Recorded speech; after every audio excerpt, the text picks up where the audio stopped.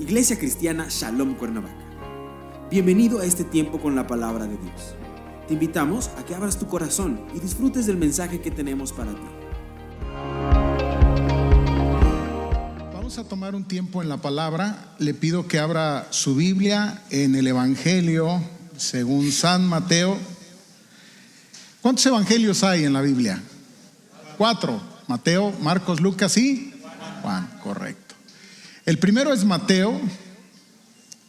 En el capítulo 7, a lo mejor usted ha escuchado hablar del Sermón del Monte.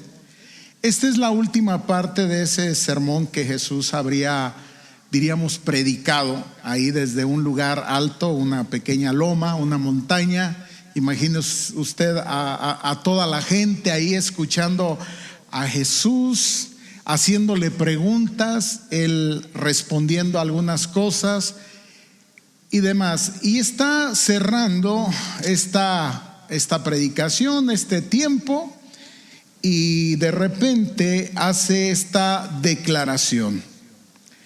Capítulo 7, versículos 24 en adelante, al 27 de Mateo. La palabra del Señor dice así: cualquiera pues que me oye estas palabras, ¿cuáles? Las que él acaba de hablar, lo que él acaba de decir, y las hace, le compararé a un hombre prudente que edificó su casa sobre la roca. Descendió lluvia, vinieron ríos, soplaron vientos, dice, y golpearon. Ponga atención a esta acción de esto que está diciendo que vino sobre esta casa, y se golpearon contra aquella casa y no cayó. Y dice cuál es la razón: porque estaba fundada sobre la roca. Pero cualquiera que me oye estas palabras y no la hace, le compararé a otro hombre. De aquel dijo que era un hombre prudente, y a este lo califica como un hombre insensato que edificó su casa sobre la arena. Y descendió lluvia y vinieron ríos y soplaron vientos. O sea, las mismas acciones que habían venido sobre la otra casa vinieron sobre esta. También dieron con ímpetu contra aquella casa, pero los resultados fueron distintos. Dice, y cayó, y fue grande su ruina. Otro evangelio da cuenta de este hecho, y es Lucas capítulo 6, y vamos a ver por qué el pasaje habla de lo mismo, pero agrega algunas cosas que me parece son importantes. Lucas capítulo 6, versículos 46 al 49. Lucas capítulo 6, y dice lo siguiente: ¿por qué me llamáis Señor, Señor, y no hacéis lo que yo digo? Todo aquel que viene a mí y oye mis palabras y las hace, os indicaré a quién es semejante. Esta parte no está en el pasaje que leímos en Mateo. Semejante, dice, es al hombre que al edificar una casa, esto tampoco está, cavó y ahondó y puso el fundamento sobre la roca, y cuando vino una inundación, el río dio con ímpetu contra aquella casa, pero no la pudo mover porque estaba fundada sobre la roca. Mas el que oyó y no hizo semejante es al hombre que edificó su casa sobre tierra, sin fundamento, contra la cual el río dio con ímpetu, y luego cayó, y fue grande la ruina de aquella casa. Señor, hemos leído tu bendita palabra. Creemos, Señor, que en ella tú expresas tu voluntad, tu plan y tu propósito para nuestra vida. Te pedimos, Señor, que me uses solo como un vehículo, un instrumento, y sea tu Espíritu Santo el que lleve esta palabra a cada uno de los corazones de los que estamos aquí. En el nombre de Jesús oramos. Amén. Vamos a quedarnos tantito con este pasaje, con el de Lucas, y luego vamos a estar haciendo referencia a algunas cosas que menciona Mateo. Llama la atención cómo comienza Jesús esta sección de su predicación, digamos de su discurso. Él dice: ¿por qué me llamáis Señor, Señor, y no hacéis lo que yo digo? Miren, les decía, piensen, Jesús está predicando, mucha gente está viniendo hacia Jesús. Y quiero pensar que de repente hay gente que le pregunta: Señor, Señor.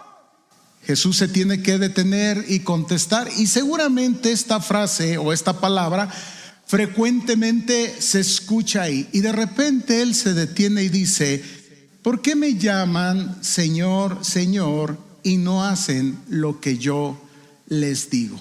Y entonces tenemos que detenernos para reflexionar sobre esto. La palabra Señor es una palabra traducida del griego, que es kurios, y significa soberano y poderoso. Escuche usted. Entonces podríamos nosotros parafrasear o traducir: soberano, poderoso.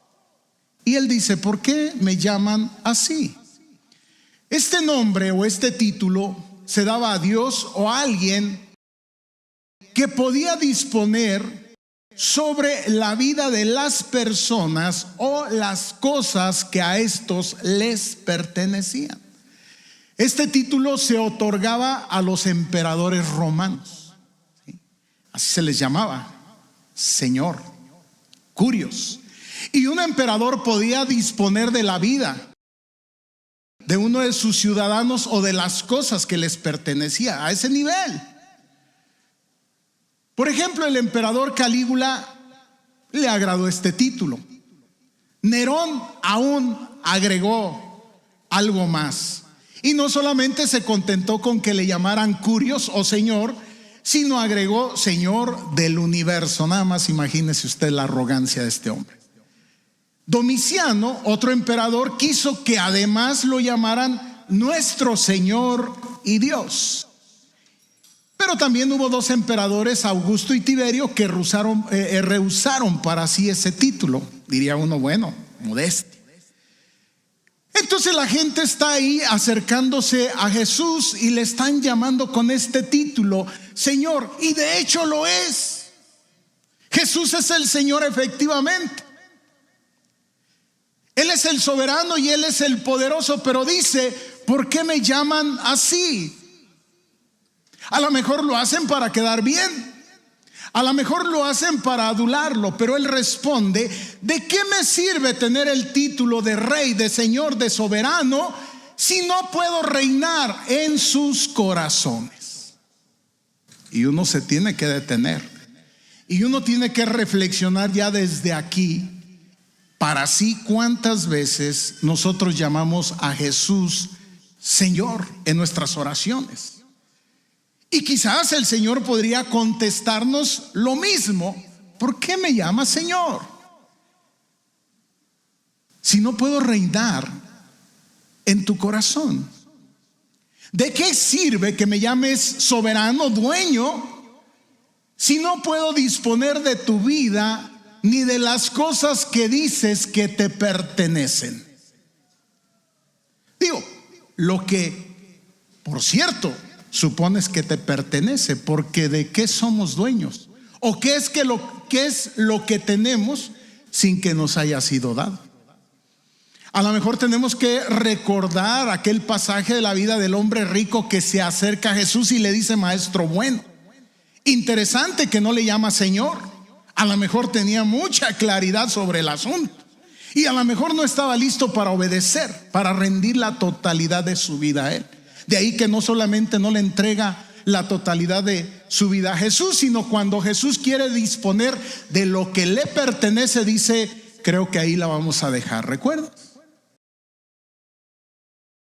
hay tres acciones que Jesús recalca a toda aquella asamblea que está ahí, que ha venido a Él. En el versículo 47 dice: todo aquel que viene a mí. O sea, aquí están todos los que han venido a mí. Aquellos que han acudido a Jesús como Salvador. ¿Por qué están ahí? Sin duda alguna, la mayoría de ellos porque tienen una necesidad y vienen a Jesús para que Él les ayude. ¿Cuántas veces leemos en el Evangelio, en los Evangelios, personas acercándose a Jesús, acudiendo a Él y diciéndole: Señor, ten misericordia de mí. Señor, que mi hija padece una enfermedad. Señor, es decir, se acude a Él como Salvador. Todo aquel que viene a mí, todo aquel que acude a mí como Salvador y oye mis palabras. La gente también estaba ahí para escuchar el mensaje de Jesús. Acá hay alguien que tiene algo que decirnos y dice: qué bueno que viene gente y me escucha como maestro. Pero Él agrega algo más: todo aquel que viene a mí, que acude a mí en busca de ayuda, o que viene a mí en busca de una palabra y oye mis palabras, pero agrega algo más y las hace. Acudir a Él como Salvador, oírle como maestro, pero obedecer necesariamente implica reconocerle como Señor de la vida, como Señor de nuestra vida. Entonces mucha gente podemos venir y pedir ayuda a Jesús. Mucha gente podemos venir y escuchar a Jesús, pero Jesús va a distinguir a estas personas que solamente acuden y le escuchan de aquellos que le obedecen o le obedecemos. Y nos empieza a hablar de dos hombres, dos personas o dos clases de hombres que tienen 4 cosas en común y una diferencia. Los dos acuden al Señor, sin duda alguna. Está hablando de 2 hombres que van a edificar una casa, pero tiene que ver con la concurrencia. 2 tipos de personas que acuden a Jesús. 2 tipos de personas que le llaman Señor, que le buscan como Salvador para que Él les ayude, que le oyen, pero solo uno que hace lo que se le pide. Y justamente sobre este último punto es que Él va a hacer una gran distinción. ¿Cuál es la diferencia entre venir a Jesús, acudir a Jesús, aún llamarle Señor, buscarle como Salvador, como ayudador, como sanador, oírle, pero hacer o no hacer? Y eso hará una gran distinción. A uno de ellos, al que escucha y hace, le llama sabio, prudente, y al otro le llama insensato. Y entonces Jesús, como un buen maestro, como un buen rabino, los rabinos acostumbraban poner ejemplos, dicen: ahora les voy a explicar de qué es de lo que se trata acá. Ahora les voy a hacer una comparación a qué es a lo que me refiero.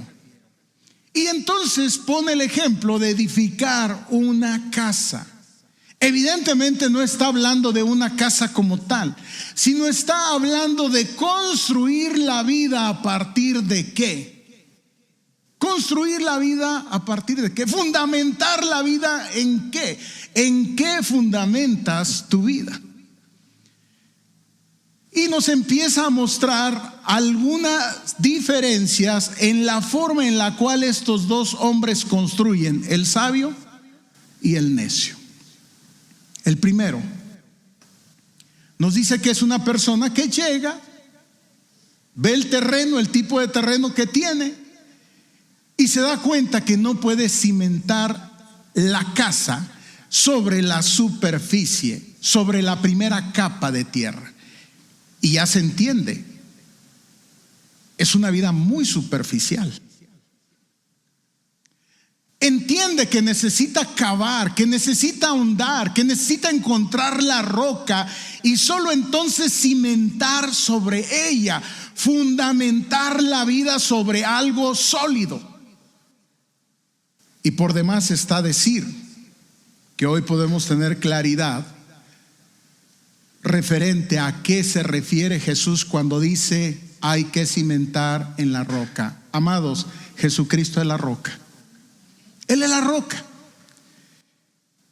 Y entonces a este hombre le llama un hombre prudente, un hombre que es capaz de discernir y distinguir lo que es bueno y malo para seguirlo o huir de ello. Es un hombre prudente que es capaz de anticiparse a los problemas antes que aparezcan y puede tomar decisiones de manera anticipada para evitarlos. Y entonces llega este hombre y dice: acá el terreno es suave. Y no le basta con tocar, no le basta con pisar. No se confía, dice: acá tenemos que ir abajo, tenemos que empezar a ver qué es lo que está más allá de lo que se está viendo. Yo no sé si usted ha tenido la oportunidad de construir una casa. A lo mejor sí, a lo mejor no. Es mi caso, es mi condición. Y alguna vez me dediqué a esto, usted lo he comentado aquí, ingeniero civil.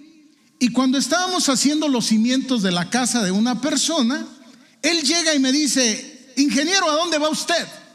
Le digo: ¿cómo? Pues sí, vea usted lo que está haciendo, esos agujeros tan grandes y profundos. Le digo: no, señor, solamente estamos buscando el terreno firme. Por favor, pare usted ahí. Estoy enterrando mi dinero. Y sí es cierto. Así nos sentimos cuando estamos excavando, ¿no es cierto? Así nos sentimos cuando estamos haciendo, ¿verdad?, aquellas cepas para encontrar el terreno firme y desde ahí poner los cimientos. Pero justamente nos estamos anticipando a algo que en este momento no está, pero pudiera suceder, y acabamos de pasar por ello. Proverbios 22:3 dice: el avisado ve el mal y se esconde, mas los simples pasan y reciben el daño. Entonces, para construir firme necesitamos cavar hondo, alcanzar el terreno firme, profundizar en la palabra, en este caso para nosotros, establecer una base sólida en la palabra, porque vendrán vientos, vendrán tormentas, vendrán terremotos, y necesitamos estar bien establecidos y firmes en la palabra. Pablo escribe a la iglesia de Éfeso y le dice: entonces Cristo habitará en el corazón de ustedes a medida que confíen en Él. Echarán raíces profundas en el amor de Dios y ellas los mantendrán fuertes.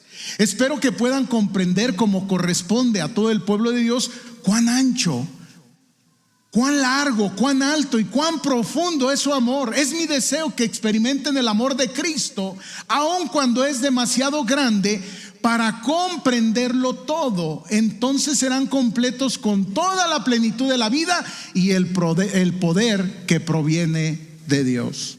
Sin duda alguna, Jesús se refiere a esto: fundamentar la vida sobre lo superficial o ir a lo profundo. En el tiempo de Jesús había mucha gente, como hoy lo puede haber, que construye su vida, que edifica su vida sobre la superficie. Jesús conocía a muchas de estas gentes, por cierto, les llamaba religiosos. Mucha de esta gente religiosa escucha, acude a Jesús, aún le puede llamar Señor, Señor, pero no está dispuesta a obedecer. Así nos habla entonces de un tipo de terreno que él llama arena, en otro lado le llama tierra. Y nos explica que para edificar sobre uno de estos tipos de terreno no se requiere de mucho esfuerzo. Mire, los agujeros hasta los perros los hacen en este tipo de terreno. Usted ha visto cómo excavan. Es muy fácil, no requiere esfuerzo. Se puede construir de manera rápida, es suave el terreno, pero también es inestable. Las cosas que se construyen sobre este tipo de terreno se caen o se hunden. Es cuestión de tiempo. Me preguntaban mis alumnos y me decían: profesor, ¿por qué algunos edificios se desplomaron? O sea, se hundieron de un lado, están así como... Y justamente tiene que ver con esto. Existe algo que se llama licuación de arcillas o de arenas, y es muy simple. Agarra un recipiente, pone arena y empieza a mover. Era un volumen, lo empieza a mover y tú ves cómo los granitos se acomodan, se reduce el volumen. Esto ocurre. El sismo lo que hace es pone a cernir la tierra, y entonces se acomodan la tierra y entonces se hunden los edificios, y por supuesto genera daños. Algunos de estos edificios tendrán que ser derribados, ¿sí? Entonces a veces nos parece fácil, tomamos lo fácil, lo que nos conviene, lo que nos acomoda, pero no queremos ir más allá. Estamos construyendo nuestra vida sobre la superficie, y entonces no nos sorprenda que algunas situaciones que vengan, ahora veremos cuáles, pues justamente hagan ver que no cimentamos nuestra vida sobre terreno firme, sobre la roca que es Cristo, sobre la palabra, y podamos ser llevados al colapso. Entonces la arena es todo esto, pero también es entonces un lugar inapropiado para construir, y peor si ocurre un sismo como lo que nosotros hemos vivido. Pero también nos habla de otro hombre, de un hombre prudente, ¿no? Como les decía, que puede anticiparse y que entonces va a buscar la roca, y que ciertamente para ello va a requerir de mucho esfuerzo para cavar, para alcanzar la profundidad.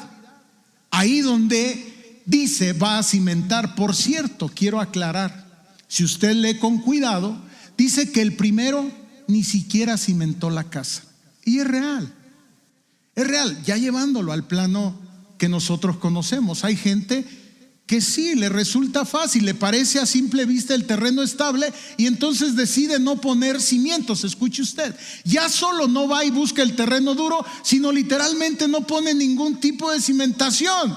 Dice, aquí como que esto va a aguantar.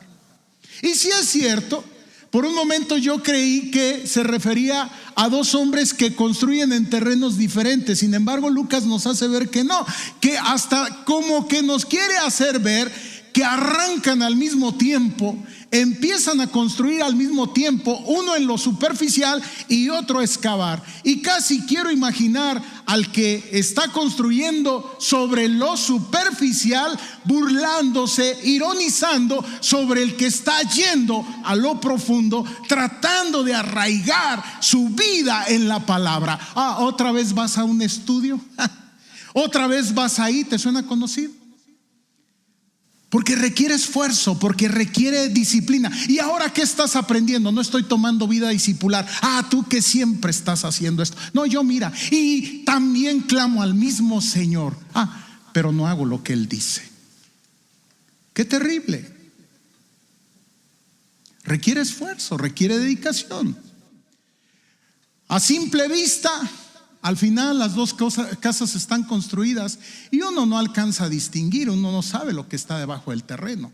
Todavía no conozco a alguien que vaya a comprar una casa y pregunte lo que ve. ¿Qué es lo que ve? Ve la apariencia, ve la fachada, ve los techos, ve las pinturas, ve los acabados, ve los interiores, ve los jardines, ve lo exterior. Pero todavía no he conocido a alguien que pregunte, ¿podría traerme los planos estructurales? Quisiera revisar sobre qué esto está construido. Nos empezamos a preguntar cuando enfrentamos una situación como la que acabamos de pasar, y mucha gente se me acerca a mí no como pastor, sino como ingeniero, y me dicen, ¿aguantará mi casa, pastor? No lo sé. No sé sobre qué está construida. Vendrán situaciones entonces que pondrán a prueba y que evidenciarán de qué manera aquella casa está construida. Sí, a la distancia las dos casas se ven iguales. Sí, a la distancia los dos llaman Señor al Señor. Sí, a la distancia los dos escuchan. Sí, pero solo es a la distancia. Y entonces dice Jesús que las dos edificaciones, diríamos las dos vidas, fueron pasadas por las mismas situaciones. Nos hablan de ríos, de vientos, podríamos hablar de sismos. Es decir, casas que fueron construidas y no fueron pensadas para resistir ese tipo de cargas, diríamos muy estructuralmente hablando, ¿sí? Con que aguante la casa, con que no se caiga, soporta su propio peso, qué bueno. Pero nadie está pensando en cosas que se puedan presentar. Una avenida, un río, una inundación, vientos más allá de lo que conocemos, sismos, en fin. ¿Qué es esto? ¿A qué se refiere Jesús cuando nos habla de lluvias, de ríos, de inundaciones, de vientos? ¿Sabe qué? Nos habla de las tragedias de la vida. Aquellas en las que no estábamos pensando. Aquellas que en el momento que construimos no las consideramos. Las pasamos por alto. Amados, creo que la vida espiritual es igual. Hay muchas cosas, hay cosas que nos gustan de la fe cristiana. Hay cosas que son visibles, apariencia, no lo sé, pero hay otras que no. Simbolizan las tragedias de la vida, aquellas que ocurren cuando menos lo esperamos. Escuchamos a la gente decir: y esta situación me cayó como un balde de agua fría. ¿Lo he escuchado? Me llovieron los problemas uno tras otro, cosas que no esperaba, situaciones económicas que enfrentamos, enfermedades que llegan, pérdidas, en fin. Dice la palabra: dio con ímpetu contra aquella casa. ¿Usted sabe lo que es ímpetu? En la mañana explicaba algo, ¿sí? Esta explicación la hago con mis alumnos. No es lo mismo que yo me siente sobre esta estructura, ¿sí? La carga se le llama una carga gradual y resiste la estructura. No es lo mismo que me siente así que haga esto. Hay algo que se llama factor de amplificación de la carga y puede ser hasta 3 veces la carga que se aplicó. ¿Qué quiere decir?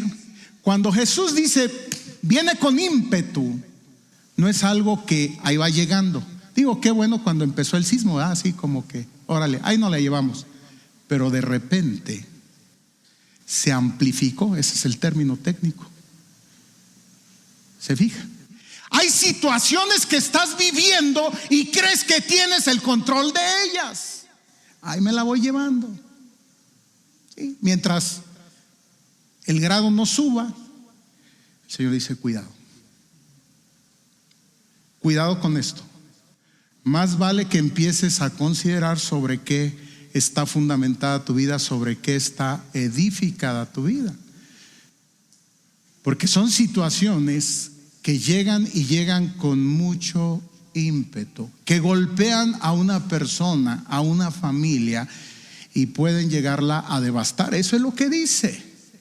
Ciertamente hay una manera de garantizar que podamos sobrevivir a eso. Interesante que las dos casas son probadas. Uno podría decir: pero ¿por qué el que hizo bien las cosas? ¿Por qué tiene que venir la lluvia, el viento, las situaciones? ¿Por qué? Y a veces es cierto.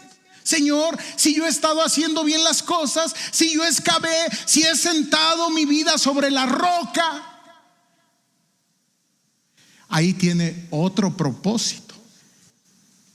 Para el que edificó sobre la superficie, justamente es hacer ver eso, que la vida no está construida, no está edificada a partir de Cristo ni de la palabra. ¿Sobre qué? ¿Quién sabe qué cosas? Pero el otro ocurre, dice ahí que la casa permaneció.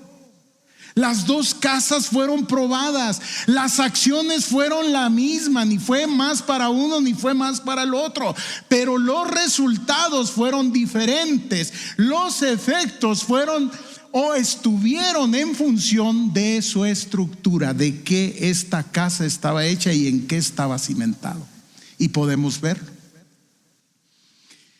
Mientras para algunos una situación los desbasta, Para otros la fe se vuelve más firme. Y también esto tiene una explicación desde la mecánica de materiales.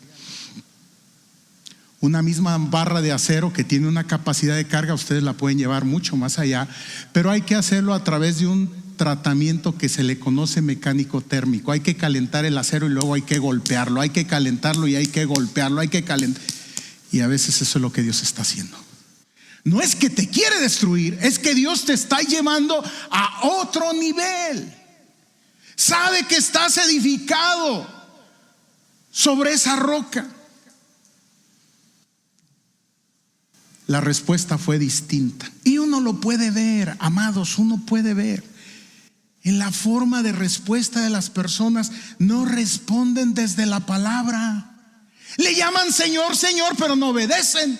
El Señor dice, ve y perdona, y no perdonas. Entonces, ¿para qué le llamas Señor, Señor?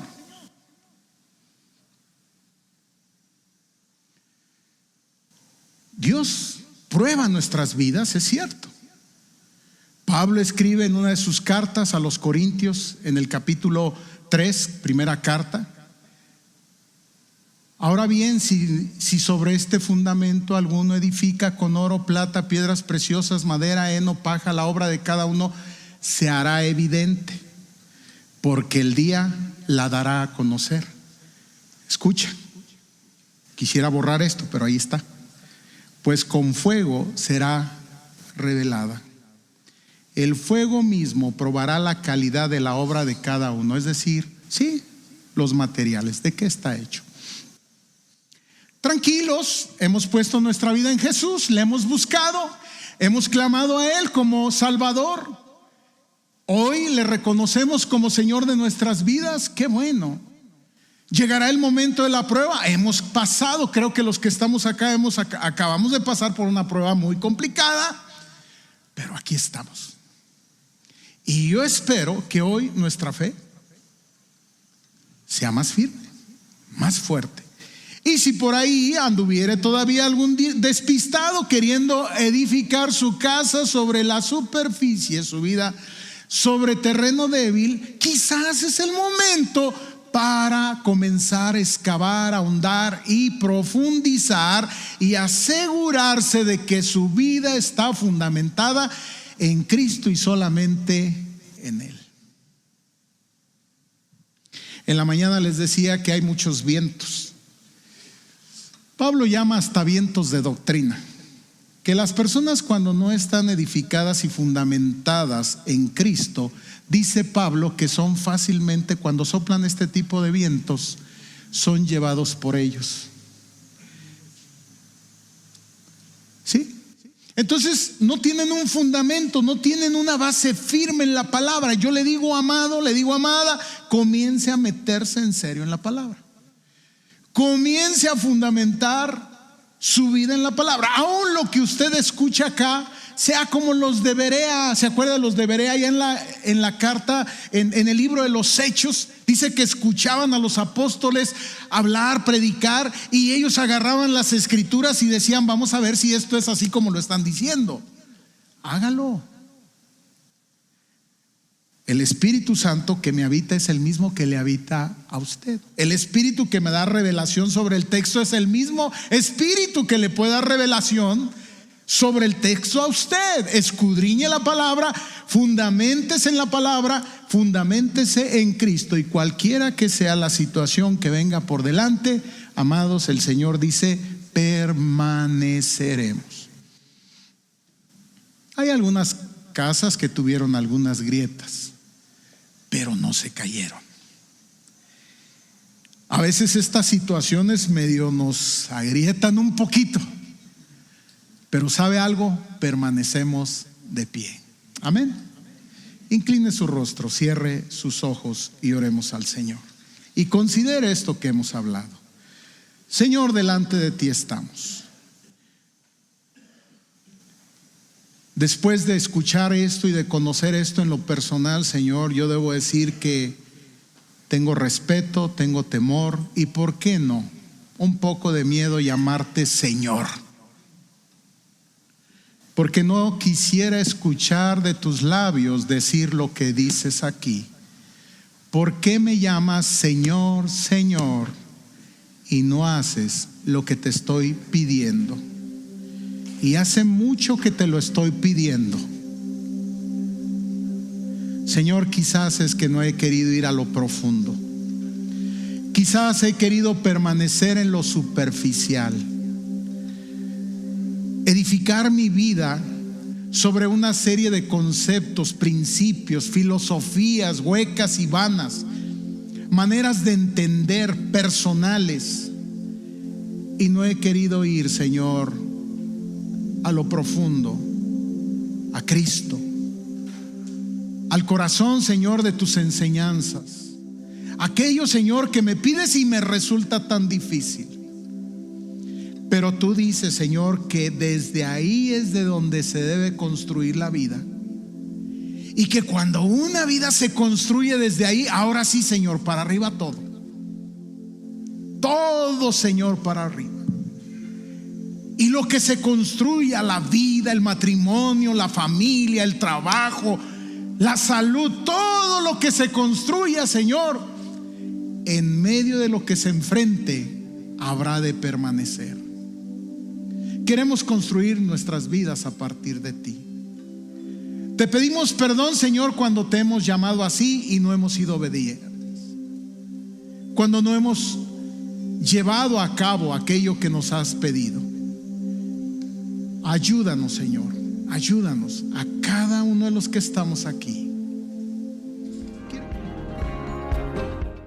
Oramos para que esta palabra sea de bendición en tu vida. Encuéntranos en nuestras redes sociales como IC Shalom o visítanos en Calzada de los Reyes 55, Cuernavaca, Morelos. Teléfono 313-9261.